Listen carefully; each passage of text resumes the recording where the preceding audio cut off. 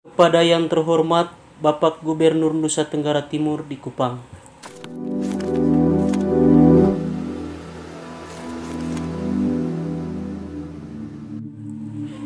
Dengan datangnya surat ini, saya ingin mengadukan kepada Bapak Victor Bung Tilu Laiskodat atas apa yang keluarga saya alami. Bapak saya sudah lama mempunyai riwayat sakit asma dan gula darah. Penyakit asmanya sudah sembuh 6 tahun yang lalu, dan 6 tahun terakhir ini bapak saya mengidap penyakit gula darah. Selama sakit, bapak saya tidak pernah dirawat di rumah sakit, kecuali berobat di rumah praktek dokter, itu pun tidak sering, 3 bulan sekali. Karena bapak saya seorang petani, dia menghabiskan waktunya di kebun untuk bertani. Selama pandemi COVID-19, bapak saya tidak pernah ke kota dan tidak pernah melakukan perjalanan jauh. Dia hanya mengkonsumsi obat untuk menyembuhkan penyakit gula darahnya. Tepatnya hari Sabtu tanggal 10 April 2021 jam 6 pagi, bapak saya mengalami drop dan tidak sadarkan diri. Menurut hasil pemeriksaan dokter dari puskesmas saat itu, bapak saya mengalami drop dan tidak sadarkan diri karena gula darahnya turun 35 mg.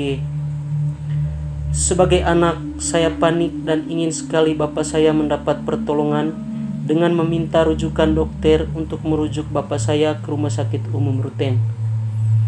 Permohonan saya dikabulkan dengan mengikuti aturan kesehatan, yaitu sebelum pasien dirujuk harus melakukan rapid test.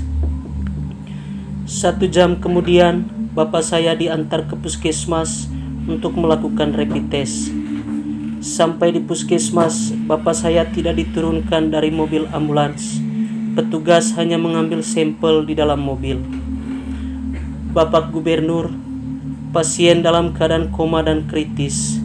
Apakah layak diperiksa di dalam ambulans sementara fasilitas di puskesmas lengkap? Hasil rapid test saat itu positif, dan bapak saya langsung divonis terkonfirmasi COVID-19 yang dibuktikan dengan surat hasil pemeriksaan rapid test. Saya rakyat kecil yang tidak paham ilmu kesehatan, ingin mengajukan beberapa pertanyaan terkait hasil pemeriksaan rapid test. Yang pertama, untuk memvonis pasien corona dilakukan berapa kali rapid test? Yang kedua, untuk memvonis pasien corona, apakah dari hasil pemeriksaan rapid test atau ada pemeriksaan lanjutan seperti PCR? Yang ketiga, apakah riwayat sakit pasien dibutuhkan sebagai metode analisis pemeriksaan? Pemahaman saya tentang corona, pasien yang terkonfirmasi COVID-19 harus diisolasi, keluarganya dikarantina, dan membatalkan surat rujukan pasien agar virus tidak menyebar. Bapak saya tetap dirujuk dan kami keluarga pun ikut. Dalam perjalanan menuju Rumah Sakit Umum Ruteng, bapak saya meninggal dunia dan jenazahnya dibawa ke rumah duka oleh petugas. Tepat jam 10 pagi bapak saya tiba di rumah dan jenazahnya tidak diturunkan dari ambulans dan dibiarkan di tengah jalan selama 1 jam.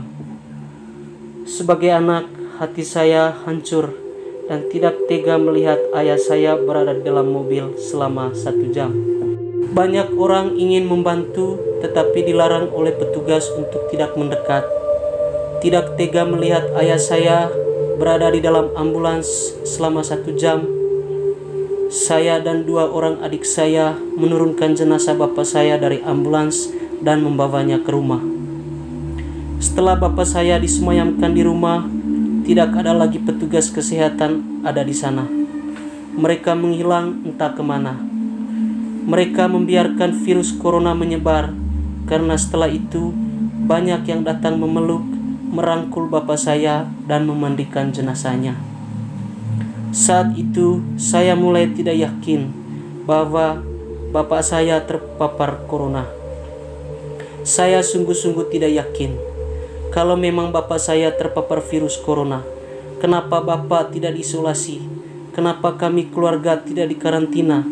Dan kenapa mayat bapak saya dibawa ke rumah Dan kenapa petugas menghilang dan membiarkan banyak orang menyentuh jenazahnya? Kenapa bapak saya disemayamkan di rumah selama 1 hari 1 malam? Kenapa tim gugus tugas datang terlambat? Mereka datang jam 7 malam. Bukankah virus corona bisa menyebar kemana-mana? Tim gugus tugas tidak langsung ke rumah duka, tapi mereka langsung ke rumah salah satu mantri di kampung. 2 jam lamanya saya dan keluarga menunggu, tapi belum juga datang. Atas inisiatif saya sendiri, saya pergi menemui mereka dengan membawa 1 botol tuak atau sopi menurut tradisi Manggarai.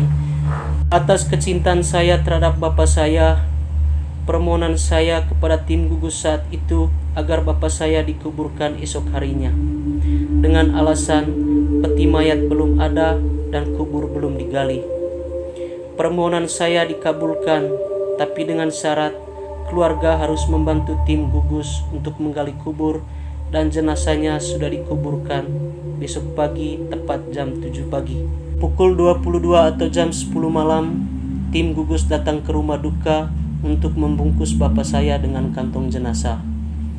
Namun tidak tega dengan bapak saya dikantong jenazahkan dan diperkuat dengan keyakinan saya dan keluarga bahwa bapak saya tidak terpapar virus corona, maka saya dan keluarga memohon untuk tidak dimasukkan ke dalam kantong jenazah tersebut. Akan tetapi, tim gugus tetap memasukkan jenazah dalam kantong sebagaimana protokol kesehatan bagi korban corona. Sehingga tepat pukul 23 atau jam 11 malam, bapak saya dimasukkan ke dalam peti jenazah yang sudah disertakan dengan kantong jenazahnya dan langsung ditutup.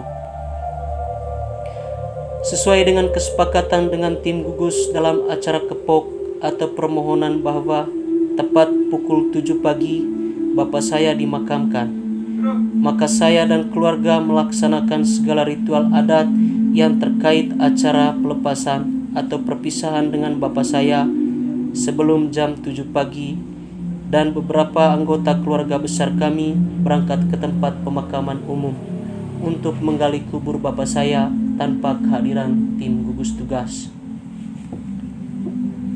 Tepat pukul 11 siang, tim gugus datang lagi ke rumah duka untuk menghantar jenazah bapak saya ke tempat pemakaman umum.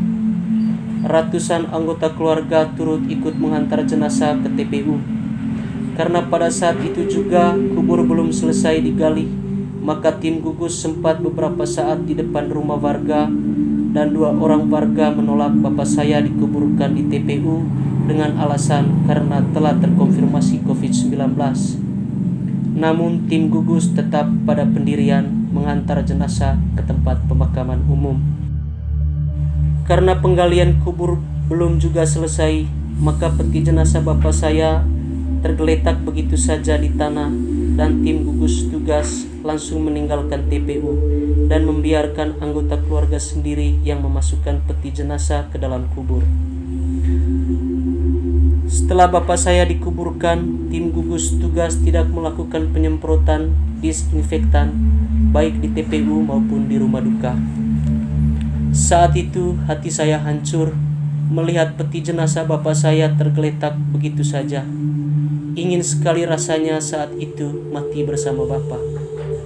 Kenapa tindakan tidak manusiawi ini terjadi? Karena bapak saya bukan pembunuh, bapak saya bukan perampok, sehingga diperlakukan seperti ini. Pada tanggal 13 April 2021, saya dan anggota keluarga berjumlah 40 orang termasuk petugas melaksanakan rapid test yang pertama dan hasil semuanya negatif.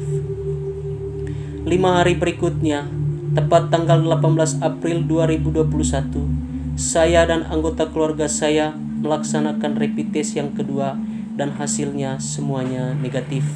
Di sini saya semakin tidak yakin kalau bapak saya terpapar corona, karena tim gugus membiarkan ratusan anggota keluarga ikut mengantar bapak saya ke TPU. Tim gugus membiarkan anggota keluarga memasukkan peti jenazah ke dalam kubur. Dan 2 kali hasil rapid test anggota keluarga semuanya hasilnya negatif. Dengan demikian, saya mohon dengan rendah hati kepada Bapak Gubernur untuk masalah ini dibersihkan. Buatlah masyarakat seyakin mungkin. Kalau memang ada pasien yang terpapar virus corona, lakukanlah tindakan protokol kesehatan yang sesuai SOP dan benar-benar ketat. Cukup keluarga saya saja yang mengalami hal seperti ini.